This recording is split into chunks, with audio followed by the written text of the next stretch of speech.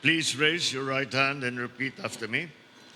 Ako, ang inyong pangalan, Ako si General Nicolas Torre III na itinalaga sa katungkulan bilang ang inyong katungkulan, na itinalaga sa katungkulan bilang Chief of the Philippine National Police ay taimtim na nanunumpa.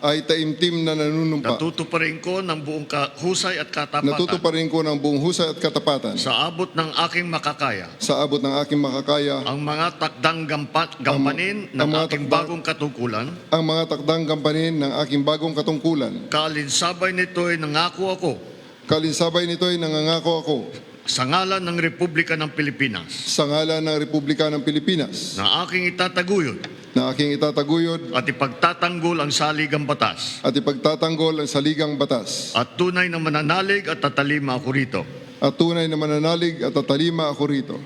Nasusundin ko ang mga alituntunin, Nasusundin ko ang mga alituntunin, mga kautosang legal mga kautosang legal at mga dekretong pinaiiral ng mga sadyang itinakdang may kapangyarihan at mga dekretong pinaiiral na mga sadyang itinakdang may kapangyarihan sa ilalim ng Republika ng Pilipinas. sa ilalim ng Republika ng Pilipinas. At kusa kong babalikatin At kusa kong babalikatin ang pananagutang ito ang pananagutang ito na walang anumang pasubali nang walang anumang pasubali o hangaring umiwas. o hangaring umiwas. Kasihan nawan ako ng Diyos. Kasihan nawa ako ng Diyos.